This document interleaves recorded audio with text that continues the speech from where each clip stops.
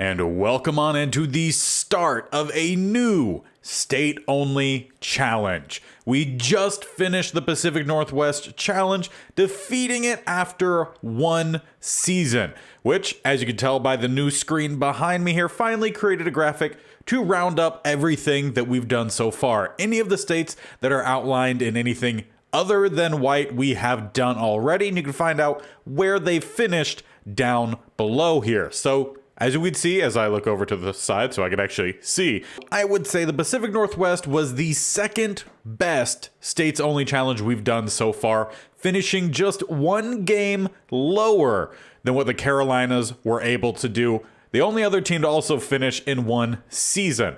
Now, due to the thumbnail, probably spoils which one we're going to go with, but you guys got the chance to vote on YouTube community tab on this channel, as well as over on Twitter, compiled all the votes. If you did vote, thank you guys very much. I appreciate it. It was actually the best showing we've had yet on one of the voting days. So thank you for voting. If you did not vote, you'll have a chance to vote again after we finish this next one, which will be Louisiana. We had a couple of different requests for Michigan and Maryland, so those two were in the running and they got some votes, but Louisiana definitely had the majority of the votes. So we'll see, will they end up being another team who could finish year one? There's a lot of talent that's come out of Louisiana, mostly LSU. In recent years, there's some real top-end talent, but we've also had some teams who have a lot of talent who haven't finished as high or as early as expected. Thinking of like Georgia, who finished second. And I'll probably end up posting this backdrop on the socials and on the community tab. That way we can kind of keep up to date on what all has gone on with the state-only challenge and update it as we go through each. So if you do not see one that you would like to see us do listed below, let me know in the comment section below, and that can be included in the next round of voting. But it's time to get into the actual action, starting the new Louisiana State Only Challenge. And of course, there's only one Louisiana team to choose, and that is the Saints. We will be rocking that black, white, and gold. We will, however, be using a custom coach.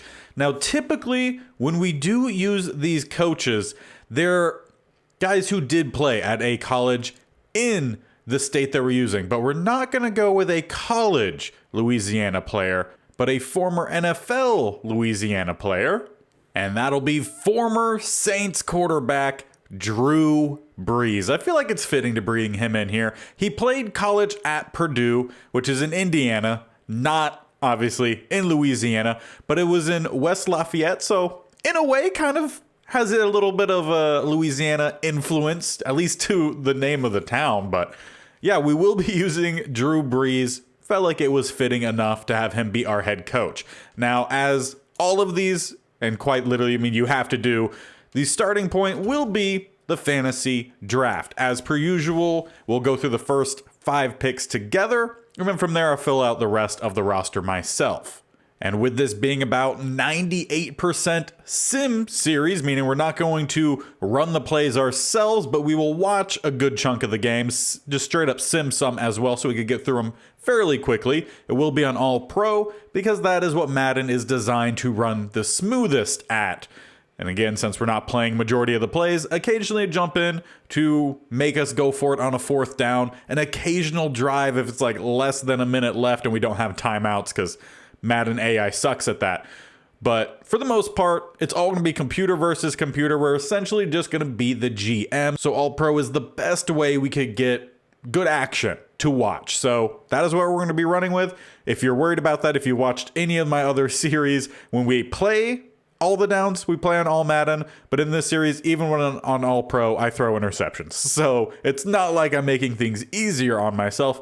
It's just how Madden functions best. The only other thing we're really going to change is turning off pre-existing injuries. That way, all available players will be able to be used, but injuries will still be on, so they can get injured during the games. And with all that said, it's time to actually jump on in and start this Louisiana State Only Challenge, beginning with the draft. But if you're new to this, it's not just straight up drafting any possible player that we could possibly draft from any of the Louisiana schools. We actually have to spin a wheel and draft from a certain school first. So let's bring up the wheel. And I am only including FBS schools, not including FCS, because there probably aren't going to be a whole lot of players from the FCS schools. So the big one obviously is going to be LSU, with guys like Joe Burrow, Justin Jefferson, and we have the first pick in the draft. We could get some amazing talent right off the bat. But depending on what the wheel says is what we have to do. So I'm going to reach over, spin the wheel, and let's see who we get. Drama drum roll as it's slowing down, and it will be LSU. Luck in our favor this go around. So with that, we could draft some really, really good players. The question is, who do we go with first? Because there's two options we have. Do we go Joe Burrow, the quarterback, a really important piece with, he's a 95 overall. Just absolutely fantastic. Or do we go receiver and go for Justin Jefferson? There's also some other really good receivers from LSU. Don't want to get into any arguments there. Jamar Chase maybe would be there our second round pick. He would be the best possible receiver. If we look past Burrow, is there any other quarterback options for us? And I'm pretty sure the next best possible quarterback would be Jeff Driscoll, who played at Louisiana Tech. So I feel like that makes the decision rather clear. With the first overall pick, something we have not had, went too far, something we have not had in any of these series, it will be quarterback Joe Burrow. Superstar X Factor, we get one of our guys. Who's left at receiver? We're going to find out rather quickly. There's no trading up in the fantasy draft. It's just immediately goes to your next pick. So with the first pick in the second round, what receiver is left? And it's neither of the top two guys. Justin Jefferson gone, as well as Jamar Chase. So really unfortunate there. There is still Odell Beckham Jr. at an 86 overall. But that may not be where we go here. Technically, the highest rated player from LSU on the board is Tyrann Mathieu. And he's a fantastic player. 30 years old, so going to be around the same as OBJ. But free safeties, I feel like they could play a little bit longer at a higher rate of play. The speed is still pretty solid. If the speed does go down, he could for sure play strong safety. I think we go with the next highest rated player in Tyrann Mathieu. And once again, the next best player available is another safety out of LSU in Jamal Adams. This could be a really fantastic 1-2 punch at that safety position. Still has the speed, great hit power, has coverage ability, good man coverage as well. That is really intriguing. And I think we're going to go with it. The Madden loves Adams. He forces a lot of fumbles. The turnovers that Mathieu and Adams can bring to the defense, I think, could be really big for us. So I think we're going to go back-to-back safeties. Now, with our fourth pick, I would like to go back to the offensive side, and I think this might be a good spot to go with OBJ. Only a star at 29 years old, but he has the speed, really solid hands, and just amazing spec catch. Good release and route running. We're going to put him with Burrow and see what other guys we could kind of piece around him. We'll go through one more pick, and I think that pick is going to be La'el Collins. He seems to be one of the highest rated offensive linemen we could pick up. 29 years old, so should still be solid for another, I'd say 3 to 4 years, and an 83 overall. He's not a fantastic run or pass blocker, but the run blocking, amazing. Pass blocking, I think, is solid at 88 strength. Need to make sure we have some good offensive linemen to help protect Burrow, and he'll at least do a decent job of that. So La'el Collins will be our final pick of this watched portions. I'm going to go ahead, fill out the remainder of this roster, show you the roster in like 2 seconds, and then we're going to jump into the first game with this Louisiana Only squad. Now let's meet the roster. Highest overall on the team is Joe Burrow at quarterback 95. We have a pair of 90s, both at safety in Tyrann Mathieu and Jamal Adams, all three of which were our top 3 picks. Then we went Odell Beckham Jr. Lyle Collins was our 5th pick, but technically the higher overall is Patrick Peterson. But those are our top guys for the entire team. So, I mean, not awful, but really not a whole lot of people. 80 plus overall. Obviously, a lot of talent, and we'll talk about all the possible talent we could try to bring in at the end of the episode. But when you go for guys early on like Joe Burrow, you're going to have to give up guys like Justin Jefferson and Jamar Chase. So we went with the quarterback, and it's really Burrow or bust. The other backups, really not very good. A 54 in Griffin and a 48 in Etling. At running back, we'll have the tandem of Leonard Fournette and Clyde Edwards-Helaire. We also have Dontrell Hilliard to back up and provide a little bit of some speed off the bench. We did bring a fullback, primarily for some short down and distance blocking needs, and that's Torrey Carter. At receiver, the tandem of OBJ and Jarvis Landry will play on the outside. In the slot, we'll have DJ Chark, and then a developmental guy who I had in the Cardinals franchise and I really liked was Terrence Marshall Jr. We also have Jamarcus Bradley and Racey McMath. At tight end, Foster Moreau will get the start. We also have Steven Sullivan and then Thaddeus Moss. At left tackle, moving over from the right-hand side, Lyle Collins. The starting left guard will be Damian Lewis. The primary backups for the interior are going to be Shadiq Charles and Chasen Hines. Starting center, Lloyd Cushenberry III.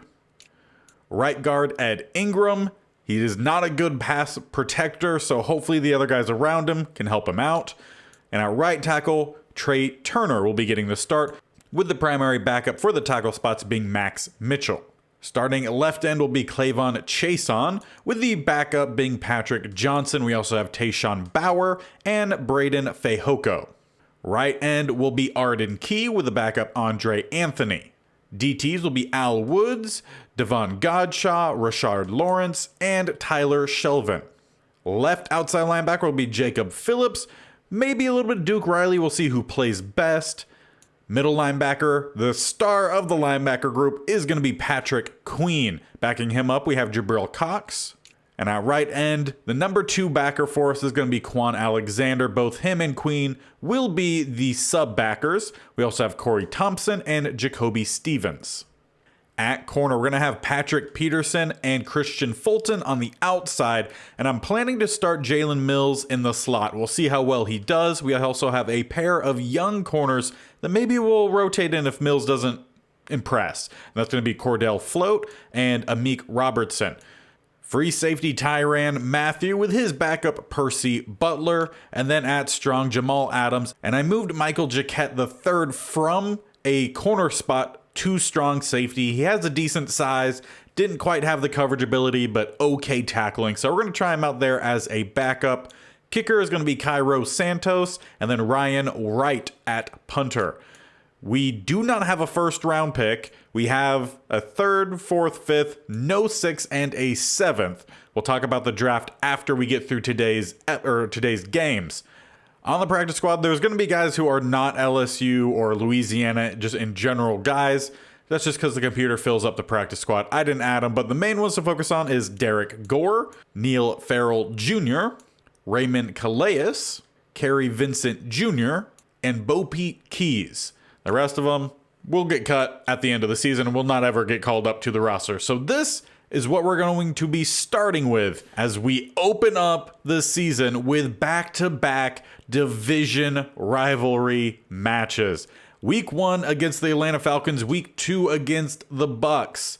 It's time to jump on in, get through one game, see how the team looks. There are some positions I'm worried about, and potentially we try to make a couple trades year 1. We don't have a lot of picks to go with and no first round pick. Hopefully we can find some things to do.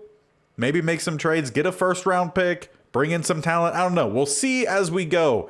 But most importantly, let's see how the team overall plays as we get started against the Falcons.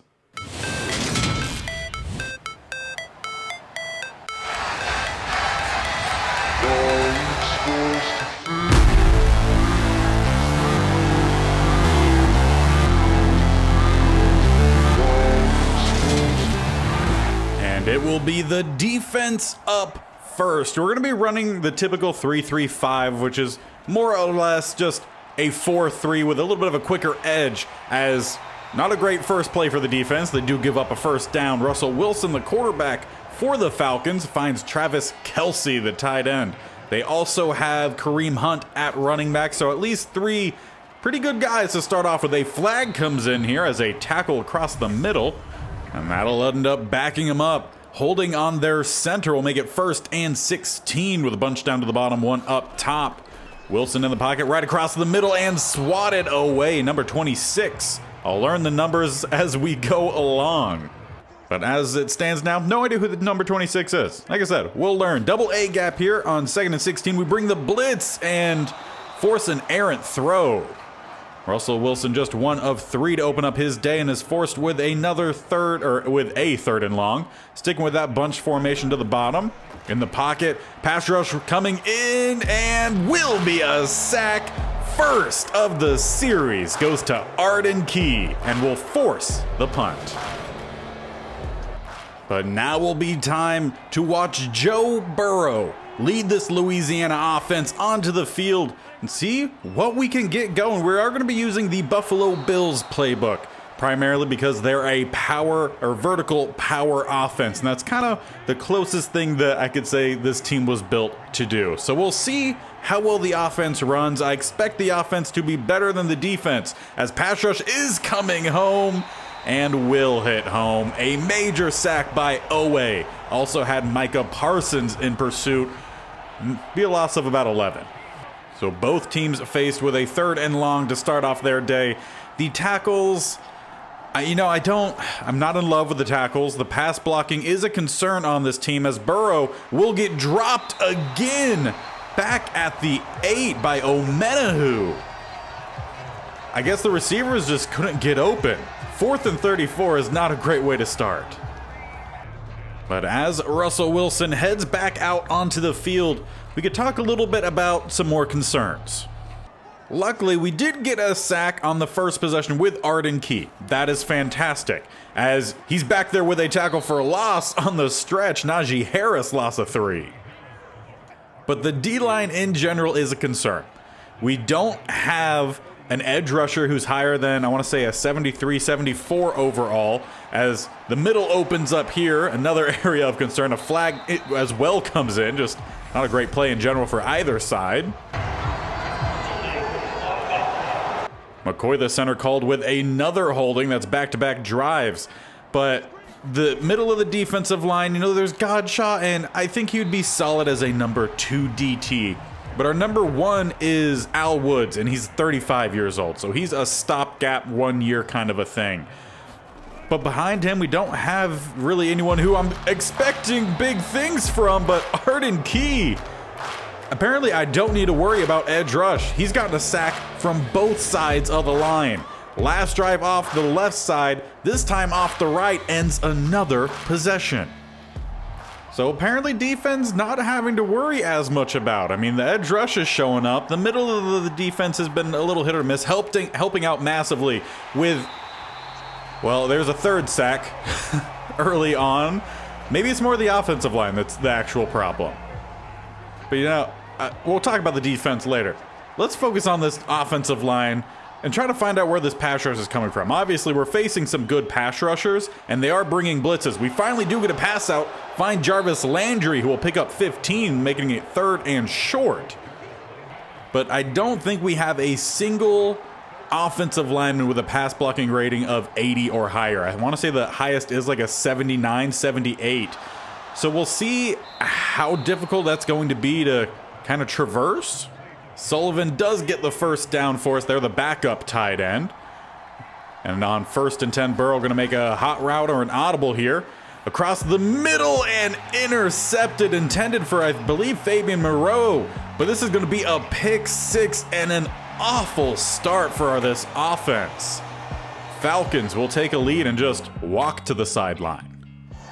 But from there, let's jump into some slightly quicker sim. 7-0 to start off with. The offense has gone nowhere but backwards, and throwing interceptions. A penalty here is at least nice. 1st and 5 will be a throwaway from Burrow. 2nd and 5, Edwards-Helaire picks up 4. The running back group between Edwards-Helaire and Fournette, I'm going to try to have them rotate often. Hopefully that'll help us out a little bit. We don't have a lot of speed at that running back spot, but we have a nice balance of play. 3rd and 2, Terrence Marshall checks in, and he actually picks up the 1st down into plus territory. If we get down to the red zone, we'll jump back in. Foster Moreau with his first catch gets 12. Another 5 yards Fournette. Offense moving a little bit here. 1st and 10 just outside the 20. Now inside the 15 with a Joe Burrow rush. So let's see if we could watch the first touchdown of at least our offense of this series. A handoff right down the middle and a 1st down goes Fournette. Sticking with some more heavier looks. 2 tight ends and a fullback. OBJ, the only receiver, out to the bottom. It is still Fournette in the background, or in the backfield. Will get us down to about the 3.5. 2nd and goal, we do bring out 2 receivers, 2 tight ends to the bottom. And I believe Edwards-Helaire checks in at running back. He's more of the receiving guy as we go Fabian Moreau's way. And the first touchdown of the series goes to the tight end. And Al Woods is loving it. But what we've seen from the defense so far has looked pretty good. We'll see if they can continue that as a pass knocked away by Mills. And 26 was Christian Fulton. However, who knows who was covering Travis Kelce on that play? Apparently no one. 27 yards. Then Wan'Dale Robinson with 16 gets them close to the red zone, now into the red zone with Najee Harris. So our offense finally gets moving. Now the Falcons getting moving. Haven't scored on offense today, just was the pick 6 as Harris with a stretch up top cuts back towards the middle and ball comes out. Looks like the Saints recover Jamal Adams, but was Harris down? We'll take a second look here. And I mean, it's close. Couldn't quite tell from that angle. Yeah, I don't know. It would be hard to say. But a booth review does end up coming in. So we'll take another look, see if there's a better angle. And perhaps we could tell if he was down or not. You could kind of see the ball there, but can't quite tell if it's out. This is just an awful angle. Can't see anything besides a good block on Patrick Queen. And they do say Harris was down. So no fumble, 3rd and 3. With 2 tight ends to the bottom and a receiver, will be a play action pass. Arden Key was back there, but did not get to his 3rd sack. And in a jumble of defenders, he picks out his receiver with a 1st down to the 5. Pretty sure Matthew was in on the coverage. Christian Fulton in on the coverage. Just couldn't knock the ball out. And on 1st and goal, Harris stuffed and dropped for a short loss. And in limited playtime, I will say at least Jalen Mills getting involved in the tackling from that slot corner spot. So that's always nice to see. As what's not nice to see is Najee Harris wide open running into the end zone with the reception. Falcons back on top. Now after a pretty good return, we start at the 30 with 1:53 and 3 timeouts. As we barely get that pass off, gonna find Jarvis Landry, but only picks up 5, maybe 6. We'll have to rush back to the line here. Don't have a lot of time, but we do have the timeouts. We also just need to make sure we're getting our blocks. Foster Moreau with a catch close to the midfield. I want to say about the 47. Still have about 70 seconds on the clock. As Burrow dumps this one off, Edwards-Helaire 1st down to about the 42. And 1st timeout being called. So we'll head out with 2 running backs in the backfield, 2 receivers up top, 1 below. As Burrow in the pocket will go up top, gonna find Fournette, who maybe will manage a yard. Have to call the 2nd timeout. Want at least a field goal here, which would mean maybe about 5 more yards to make it comfortable. From the pocket, Burrow. Pass rush coming in, he's got to get rid of it, and he will off the back of one of the linemen. I believe that was Lael Collins back. So 3rd and 7, 44 seconds, 1 timeout remains for us. Falcons do have all 3, as we will not get the 1st down dropped. And we'll send out the field goal unit, kicking from about the 38. Actually, more so kicking from the 45, would make it about a 55-yarder. And it is good. Maybe not, might actually be wide. And indeed, it is wide.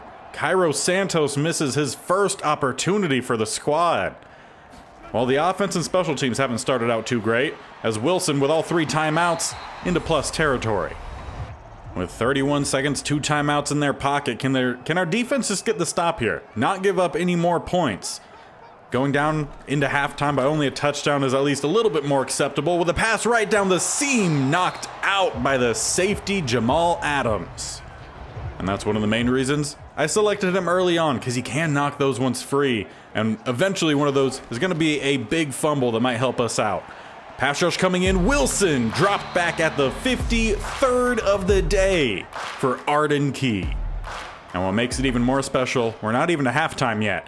3rd and 18. Another 3rd and long here for Wilson. Hasn't converted one of these today. The pass down below and behind his receiver will have 19 seconds and a timeout. Actually, more probably like 15 seconds and a timeout. Maybe try to get a field goal back? I don't know. This one's getting pushed well back and will be a touchback. Probably won't see much from it. We'll see if we try anything, and no, we run it on into halftime, and we'll move on through halftime. Probably going to sim through a majority of this 3rd quarter, as it's a penalty to start off. Love it. 1st and 5, then a throwaway. Joe Burrow, 3 yards. 3rd and 2, 8. Fabian Foster Moreau. Another penalty on Micah Parsons is a massive one. 16 more yards, DJ Chark inside the 25 and inside the red zone with Edwards-Helaire. We'll definitely pop in for some possible scoring opportunities as we're just inside the red zone at the 19. As we move Moreau close, he'll be a lead block, pulling block. Handoff down the middle doesn't net much, just 2 yards. So on 3rd and short, we'll go under center, 2 receivers down below, 1 tight end up top and a receiver. With a pass to a wide open OBJ, his first catch, I believe, of the day. Joe Burrow, 14 of 20, and indeed is the first catch for OBJ, just 9 yards. With pass rush coming in, we dump it off to Edwards-Helaire down to the 5. Burrow doing well there to avoid the pass rush. I believe that was Micah Parsons. As we come out empty here on 2nd and goal. Will be a quick pass and a 2nd touchdown for Foster Moreau. He scored all of our points today. Now we'll just have to see if our defense cannot allow any points here on this drive. Give our offense an opportunity to grab a lead as Travis Kelce picks up 12 in the 1st. I mean, they get some decent chunks just consistently here. Defense not looking as good as they were the first 2 drives. 3rd and 4, Rondale Moore converts. I believe that was his first catch, though, as Harris gets them another 7. A penalty on Quan Alexander, just 2 yards. Don't know quite how that works. Down inside the 5, Amari Cooper, 3rd and 1, and a touchdown for Rondale Moore. So the defense, while they started hot, they haven't continued that success. Offense once again chasing, OBJ back with 10. And into the 4th quarter we go. Interception, Eric Stokes. About at midfield. Well, 16 more yards, Robinson. This first game has shown some interesting signs, for sure, as it looks like the Falcons about to take a 2-score lead as they do with Travis Kelce, making it 28-14. Can Burrow mount a quick comeback here? We need a touchdown with inside 3 minutes. That's about the time we have allotted to really get down the field here and give us a chance late. Pass knocked away, Jordan Hicks, 3rd and 7. Do we go for it? Just past midfield, we do, and we do convert. Fournette. Throw away, 2nd and 10. Another throw away, 3rd and 10. 28 yards, DJ Chark inside the 15. Well, this is about at the end of that 3 minutes I gave us to quickly score, give our defense a chance to get a stop, and allow our offense some time to try to level this thing up late. Moreau with a catch down to the 6. He's had a pretty solid game, I feel like. 2nd and 3 with 2 up top, 1 down below. Burrow setting up the halfback screen. Edwards-Helaire a little slow on it, and we maybe get back to the line, maybe +1. If we could find Fabian Moreau for the hat trick. I keep saying Fabian Moreau, Foster Moreau. It's not going to be him, though. OBJ down to the inch line. And from here, do we just hand it off right down the middle for Fournette? It's the ace formation. Hard count, no one jumps. Throwing up top, Foster Moreau. He gets his 3rd touchdown of the day. Now, can our defense come through for Moreau here and give him another chance for maybe a 4th touchdown? Wilson on the run, just a laser to Rondale Moore up to about the 45. 3 touchdowns for Wilson on the day. He's looked pretty solid, looking a little bit more like the old Russell Wilson rather than last season's Russell Wilson. Just a few seconds left here before the 2-minute warning. We'll have another open receiver and another first down for Rondale Moore. Well, there's been bits and pieces of this defense that have looked good at times. I expected a little bit better from the coverage. The middle of the defensive line needs work. Edge rush has seemingly been pretty good today as a flag is in. That time on Alex Kappa, not their center, so not a hat trick in holding. But it does back him up 1st and 17. Najee Harris right down the middle will burst through for about a gain of 5. Now as we start calling timeouts, they sit at about field goal range. For 2nd and 12, hand it off right down the middle, pick up a few more yards and just keep running. Picking up a nice chunk of yards on that play, setting up a 3rd and short just outside the 30 with a handoff down the middle, and the first down there pretty much ends this one.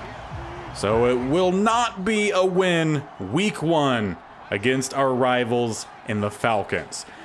As mentioned, there were some good highlights. I mean, Arden Key with 3 sacks in the first half. I don't believe he had one in the second.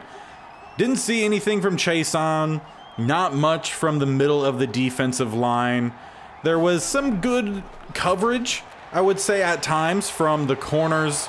Fulton had a couple good knockaways, same as Jamal Adams. Now Wes Schweitzer getting the holding, and they're just going to go ahead and kneel it from there. But yeah, there were little bits and pieces from the defense. I didn't see much from the linebacker group. It's an early, small sample size, so we'll give it some time with the linebackers. We'll give it a little bit of time with the defensive line. Offensive line also potentially may need to look for a trade, see if there's just someone who could help us out in the pass blocking. But unfortunately for Drew Brees, in his return to the Saints, it will be a loss in week 1, 28-21. We did pretty well stopping the rush. We had the turnovers, those didn't help. I mean, it was honestly a pretty well-balanced game. They got the turnovers, and when you lose the turnovers by 2, it's hard to win. And we're gonna quickly jump into the week 2 matchup versus the Bucks. They also lost week 1. Both of us looking for our first win on the season, and we are rocking the new black helmets with a throwback uni. Now we'll see against separate competition if we just win against a really good defensive line, or if this offensive line truly is a problem. Play 1 doesn't go very well. Eric Kendricks meets Edwards-Helaire at the line of scrimmage, gain of nothing. So on 2nd down, can we do anything else? It looks like they're coming out with a double A-gap type of look. Will be a pass right across the middle. The man of the episode so far, Foster Moreau with the catch, gain of 17. So far, he's the shining light of our offense. When you thought it probably would have been Burrow, maybe a little bit of OBJ in there, but not a lot of catches in the first matchup for OBJ, and a drop there as we targeted him. Not gonna lie, I am possibly considering maybe using him in a player plus pick combo to maybe see if we could get a guy like Justin Jefferson or Jamar Chase. We'll have to see what our options are, as Moreau couldn't catch that one. It was a decent throw there, though, from Burrow. One-on-one, just tight end couldn't make the play. On 3rd and 10, try to extend our first possession here. OBJ, close. 4th and 3. Now here is a perfect instance, and one of the few times I will take charge of this team on a 4th and 3 at midfield. I want to go for this one. Looks like we might need to step up here with Burrow, who will get the first down, sliding down at the 37, keeping this first possession of our offense moving along. So we were not the first to score last week, though we were the first to throw a touchdown. Just went to our opposition. So if we maybe score first in this one, or not throw an interception, which I thought that was about to be, maybe our luck will go in favor this time. 2nd and 10 after the poor pass. More decision than accuracy-wise. Dump this one off Moreau. We'll get 4. Another 6 needed, though, on third. As we come out with a weak I formation, hard count, no one jumps. Will be a drop back pass. Burrow sitting in the pocket. O-line holding up pretty well, but no one gets open, and eventually the ball pops out. It gets picked up by the tackle, and he gets slammed down. Back at the 46. Probably will be punting from here. Well, I would say pretty similar to the first game. Some highs, some low for that first offensive possession. How about the defense, though? As they're starting all the way back at the 11. Kirk Cousins, the quarterback, hands it off. Is that ETN possibly at running back? He picks up 8, and indeed it is ETN. Not too bad of a run. We'll see if they, well, scouting report says they pass more often, but it's 2 straight runs right down the middle. Al Woods to help get the stop there, but after the first down gained. But they're sticking with some heavier looks, and we don't have a lot of strength up front. That needs to be something we improve on quickly, as a quick pass, first down, first throw from Kirk Cousins finds Mike Evans. He's coming off a game with 8 catches, 105 yards, not too bad of an opener. Plus, you know, Kirk Cousins normally has at least one really good receiver to throw to. 3-yard gain, ETN once again. Sticking with a lot of under center looks, 2 receivers down below. I don't know why I keep switching that today. Patrick Queen, nice pursuit, gets a stop after just a gain of 2. And we'll bring up a 3rd and 5. Now, can we get off the field? 1 lone receiver down to the bottom, 3 up top. Kirk in shotgun will go towards the top, loading up deep and swatted away. Christian Fulton will force the punt. And we're going to jump into the quicker sim a little bit earlier on in this one. Nice catch there for Leonard Fournette, 21 yards. We'll probably go into the 25-25, or more so red zone kind of sim here. 3rd and 15 and a throwaway. Had the penalty that kind of killed that drive. But essentially anytime either of these teams get into the red zone, we'll jump in and watch. Get a nice holding call, play 1. Then they get a couple yards here and there. 3rd and 12, a sack, Arden Key. Which, speaking of Arden Key, prior to this game, development boost opportunity came from. He needed 1 sack in this game. That sack has been achieved. So he should be moving up to star dev as we jump in back to here into the second quarter. Now, offense.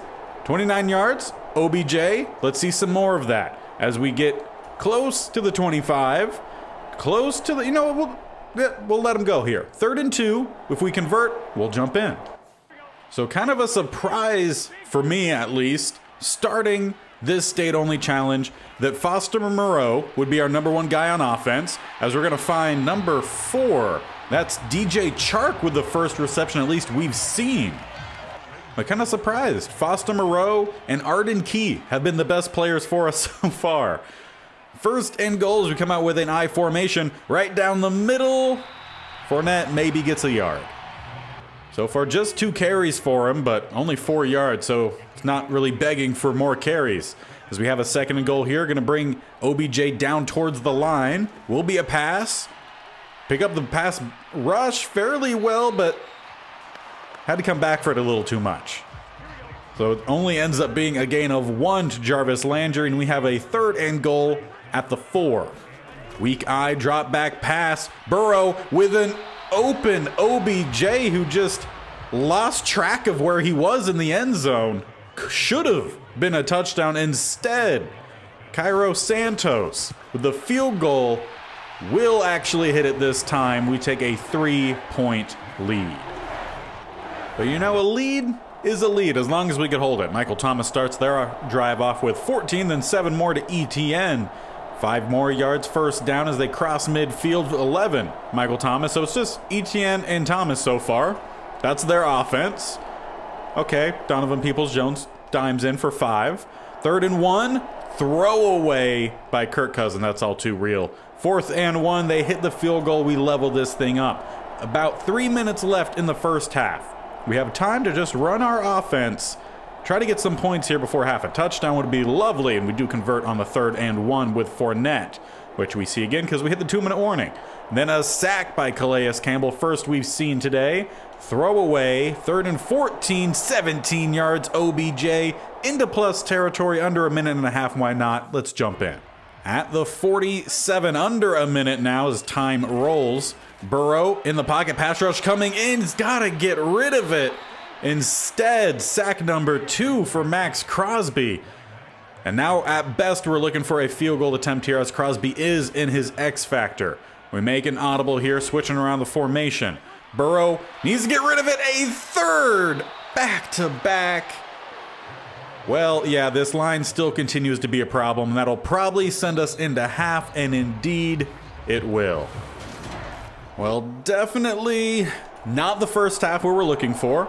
As we start the second, 3rd and 8, a penalty on Pat Elflein. That's kind of funny that those two playing with each other will decline and get the ball back. So, good job from the defense up to this point, only allowing 3 points. However, the offense has been severely lacking any sort of momentum, I would say.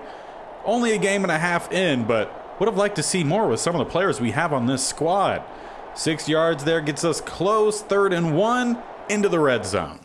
And it will be an empty set here for Moreau with trips up top, 2 down to the bottom. Max Crosby still in his X factor.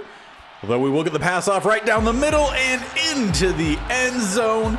DJ Chark puts us up finally with a touchdown in this one. It just took about 2.5 quarters. Now, all we have to do is try to hold the lead. However, Mike Evans had a 20-yard catch and then a 13-yard catch. So, and then 15 more yards to Donovan Peoples-Jones. So defense not looking like they're holding it right now. Kirk Cousins throws away, 2nd and 10, an 8-yard rush. We'll give them the 3rd and 2, which they convert. Kirk Cousins just trying to do the bare minimum here to keep a tied game. Down to the 15. They've moved really well through the air this possession. Nice 9-yard gain, play 1.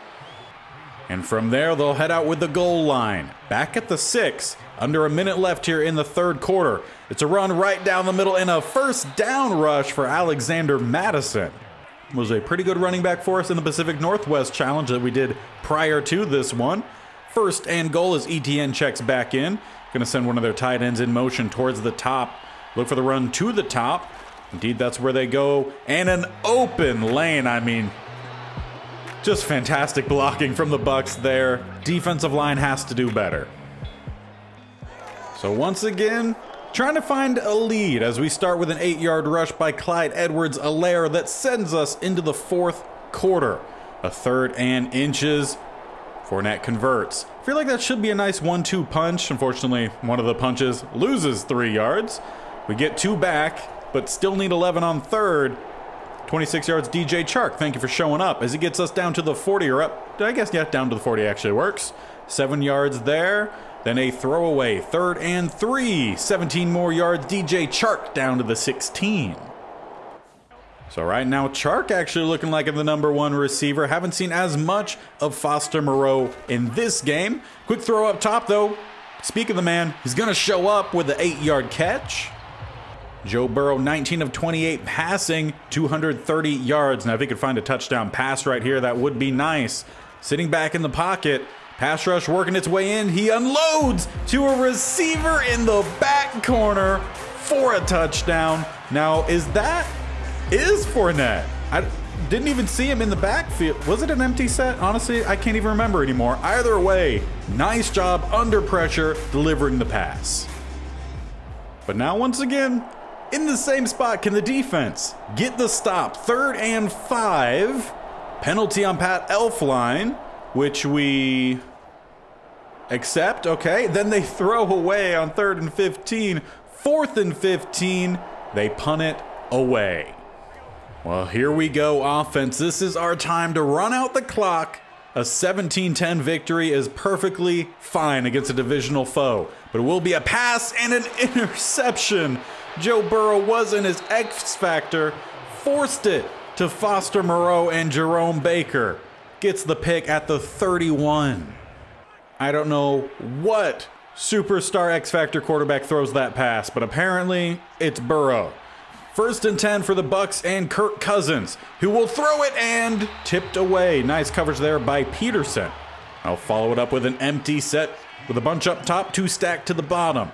Kirk Cousins in the pocket. Quick throw up top. Will maybe get the catch. I don't know if he actually had a foot down in bounds or not. Either way, it would still be at the same spot. No gain or loss of yards or anything. 3rd and 10. Pass rush. Not going to get there, but it's a throw behind the line with a quick tackle loss of 2. Float comes in on 3rd down and makes a really nice tackle. 4th and 12. They will kick the field goal, and they do get it through, but not by much. Now, once again, this is a time I would love to jump in, but I'm going to let the team at least take it to the 2-minute warning. We should just be chewing clock at this point. Rush to the outside, and Fournette maybe gains half a yard, but he does at least take us inside the 2-minute warning. 2nd and 9, we come out with a shotgun look. Please just hand the ball off, though. And indeed we do for, again, maybe about a gain of 1. Bucks calling their timeouts. They still have 2 left. Just 3 seconds inside the 2-minute warning. It will be a pass. 1st down here would be huge. And OBJ comes through. 2nd timeout called for the Bucks. You could just about say this one's over, but there's a small chance. We just need to waste one more timeout. 1st down would seal it up. With a rush right down the middle and a 1st down and a few extra. That should be us on our way to our first win. And this one was not fancy by any means, but was a good showing from our defense. We do get our first win here with the Louisiana Only State Challenge. And we did through, a decent combination of the passing and rushing game. 211 through the air, 83 on the ground. We did give up 1 turnover, but, for the most part, the defense, offense, they're playing all right. And I think that's the best description.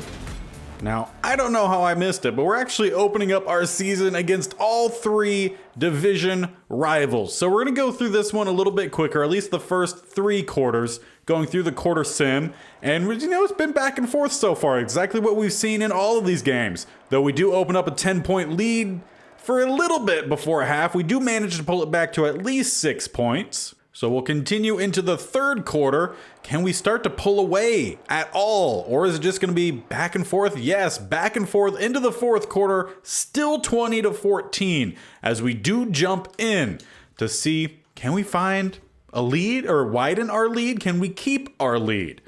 Something that's been a little bit of a problem throughout the day, and they are inside the 10, coming out with an empty look. 3 up top, 2 down the bottom as they bring 1 in motion, set up the jet sweep, and a great tackle on the edge there in Mills. 3rd and goal after the great stop, still an empty look. They do have Tua at quarterback, dumping it off down below, and Mills almost gets the pick, instead caught. But it will be a 4th and goal with the stop at the 2 by 2. So this would half our lead, make it a 3-point game in the 4th quarter. And I would imagine it would be good with a superstar kicker, and indeed, it is good.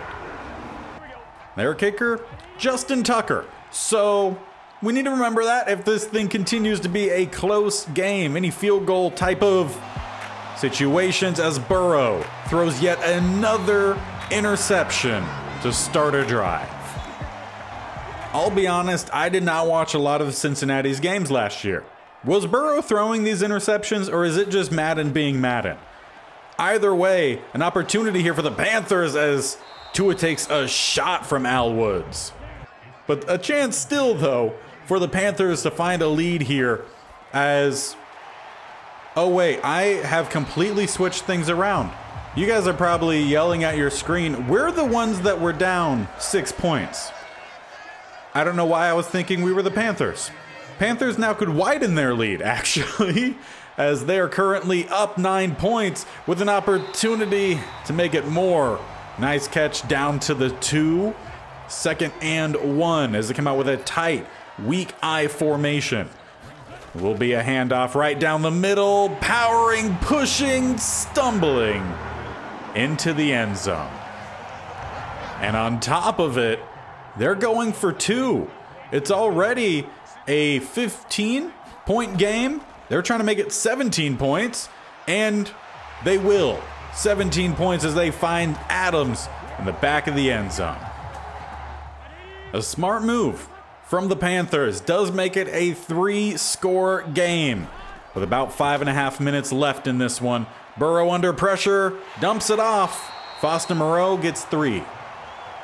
But we need a lot more than 3 yards. I mean, 3 points would be okay immediately. Will be a nice catch there. Jarvis Landry in tight coverage does get the first down. Another game where Burrow has thrown 2 touchdowns, but also 2 interceptions. I feel like that's happened in at least 2 of the games to open up.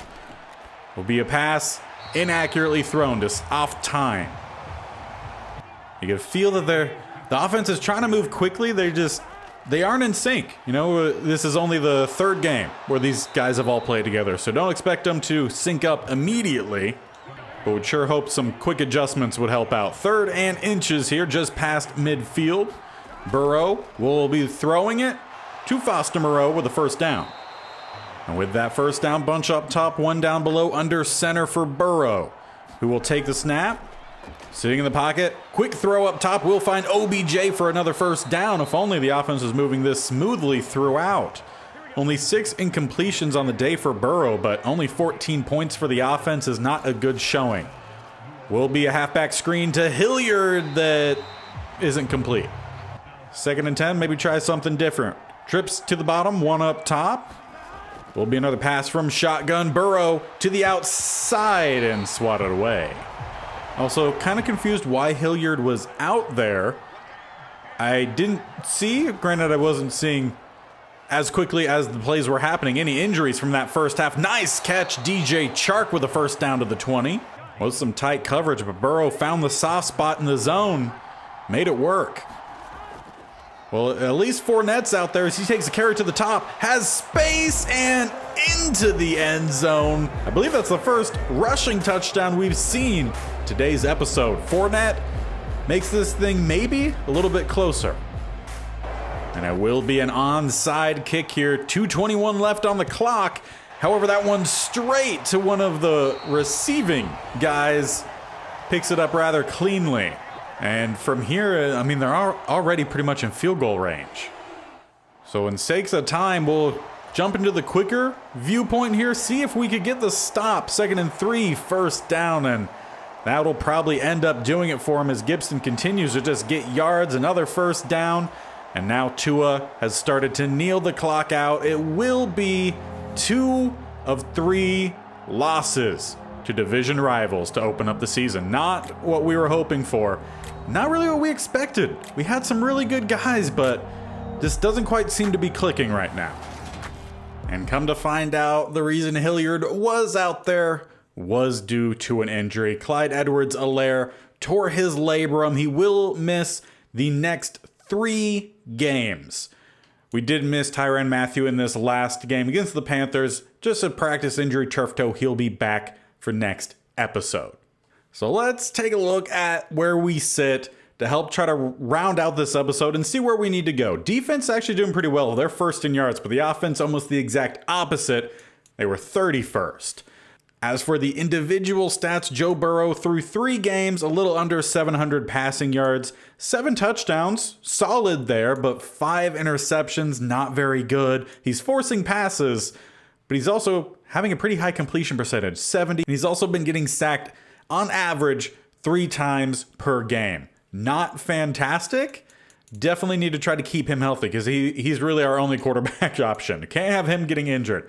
Leonard Fournette started the season off pretty well here with about 5 yards or exactly 5 yards per carry. 1 touchdown, no fumbles.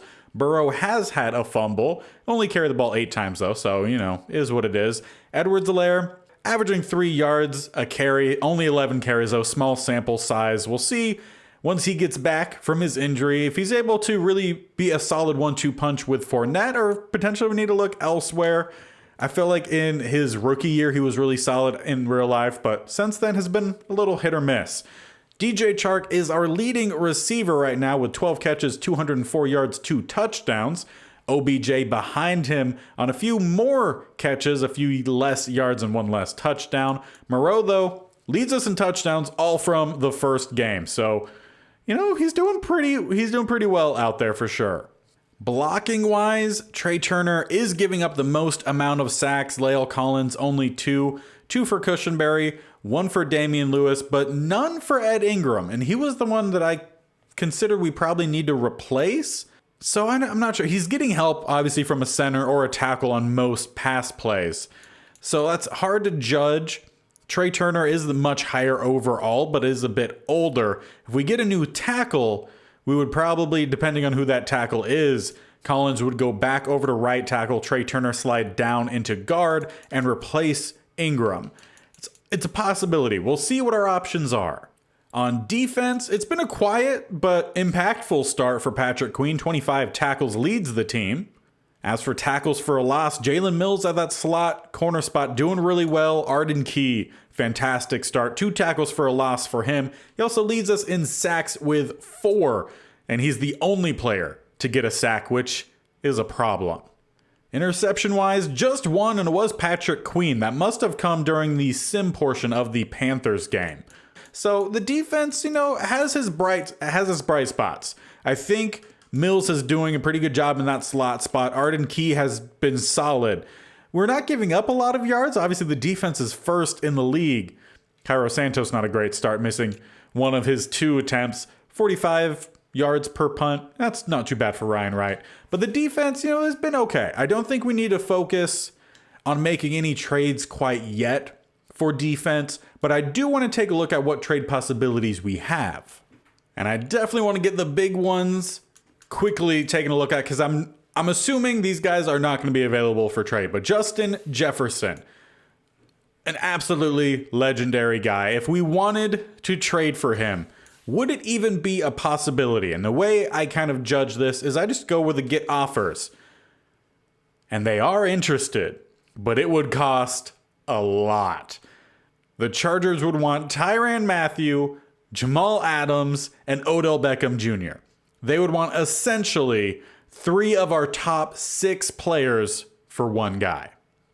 If we wanted to go after Jamar Chase instead, Steelers, would they be up for anything? They are, for the same exact trade. We would have to give up 3 of our top 6 players to get 1 receiver.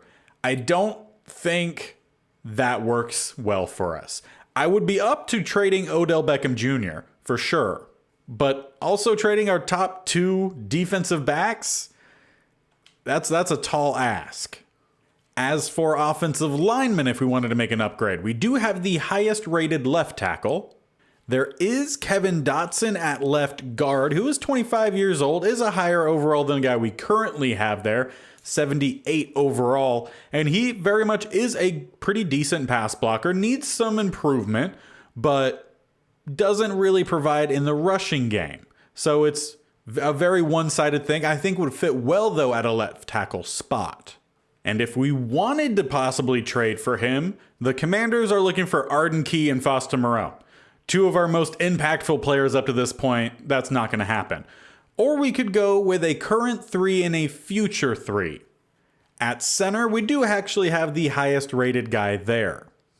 At right guard, there is Robert Hunt, 26 years old, 79 overall. Nice size of a dude. Really well balanced as well. Would fit either at guard or out at tackle. We could kind of move him wherever we possibly would need him, which is always nice to have. If we wanted to trade for him, the Broncos would be looking for straight up Patrick Peterson. If we had another corner, I would very much just straight up do that. Or very much like the other guy, current 3 and a future 3, or straight up for Jarvis Landry. Now that one is more intriguing because we do have the 4th receiver. I cannot think of his name. Starts with an M. It's not Matthews. Is it Matthews? I can't remember his name. We used him in the Cardinals franchise. I wouldn't mind him taking that spot. He's a young Terrence Marshall. There it is. I wouldn't mind him taking over a starting spot because I know he can play pretty decently well. So there's that option. We could just straight up trade Jarvis Landry for Robert Hunt. As for right tackles, we do also currently have the highest rated available guy for us there. So really just 2 options when it comes to offensive linemen we could trade for. A current 3rd and a future 3rd, or Jarvis Landry for the Broncos lineman. Now going over to the defensive line, Chason is actually the highest rated available left end. So if we are to do anything else, because he's not really doing much out there, he's not even starting half the time, if I'm being honest, we would need to move someone from either an outside linebacker spot or a right end. So let's see what all is available. And Arden Key is the highest rated right end. Obviously, there is Danielle Hunter, who 27, on the older side, maybe teams would be more willing to trade, but he is a superstar. With the Jets, I mean, that could be a really good tandem, Arden Key and Danielle Hunter. The Jets would want a future 1, current 2 and 3, or a combination of OBJ and Patrick Peterson. So if we were to go with this trade for OBJ and Patrick Peterson, we couldn't make the trade for the offensive lineman, which would use Jarvis Landry. And there really isn't anyone to move from the other outside linebacker spot. So what about DTs? I know we have the highest rated current DT in Al Woods. And he's been okay from the middle, but he's 35 years old, so he's not going to be around for a long time. A little bit lower overall, there is Milton Williams, who was available for a while during the fantasy draft, but I didn't draft all LSU players before he was taken. So with him, young guy, isn't super strong, does have good block shedding, decent power moves to start off with, but does actually have surprisingly good speed and acceleration at DT. He is someone who we could slide out to the left end spot. Now, since he's younger, in his second season, I would imagine the Cowboys would want a decent amount for him. So we'll take a look, and starting center can't do that. A current 3 and 7, or switching out for a very young player that we don't really want to give up in Christian Fulton. So difficult. Do we give up a 3 and a 7 for someone who may not actually do much? Hard to say. And past him is Devon Godshaw. So there's not a whole lot of options in terms of finding at least someone new for the DT spot. The one DT we did find we could possibly trade for would probably go and play the left end spot to take over for Chason. Now, before you go down below and let me know who we should make a trade for, because I do want to make a trade to start next episode. Before you let me know, I do want to show you guys the current draft class we have available for ourselves. Again, we could only draft players who played at a college in Louisiana. There are 15 available guys.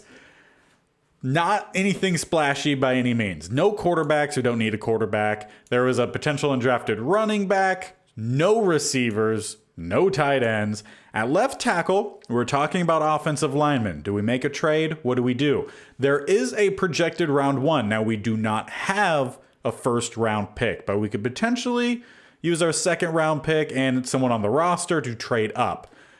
Josh Reverend, out of LSU, 6'5", 326. If he ends up being good, he could solve our tackle issue. We know at least he has A, awareness. That's about all we know.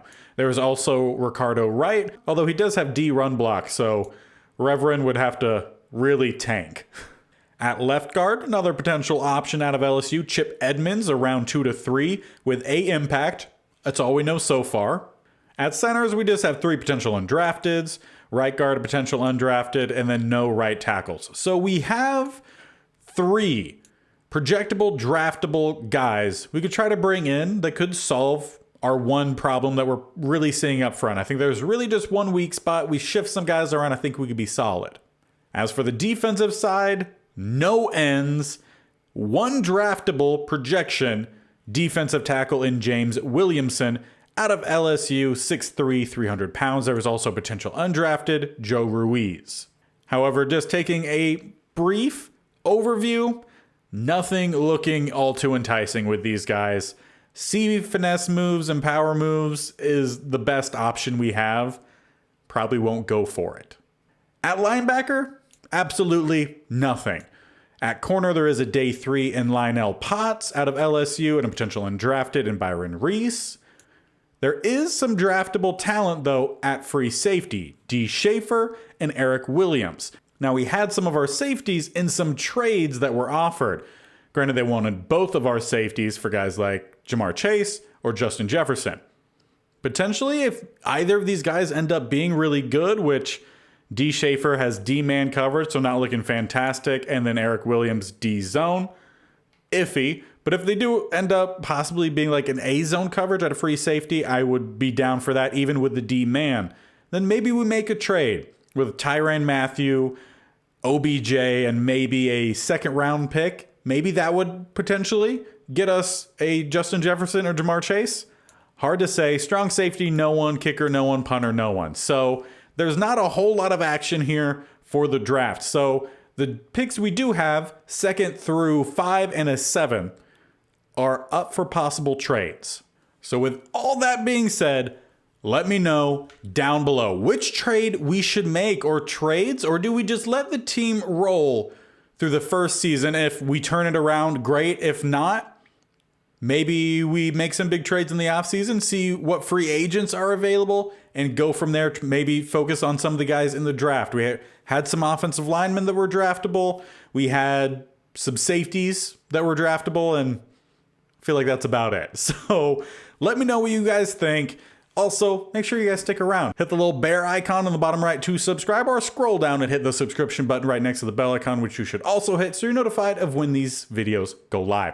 This series will be posted every Wednesday and Saturday. On Monday and Thursday, we have the Commanders Replacement Squad series, and then Tuesdays and Fridays on FIFA 23, my player career. So you guys got 6 videos every week, and of course, all the shorts highlighting what happens in each of these series. So until next time, let me know what trade we should make, or if we shouldn't make any trades, and we'll see if this team can rebound. We start with Minnesota, who are also 1-2. So until then, we'll see you guys later. Bye.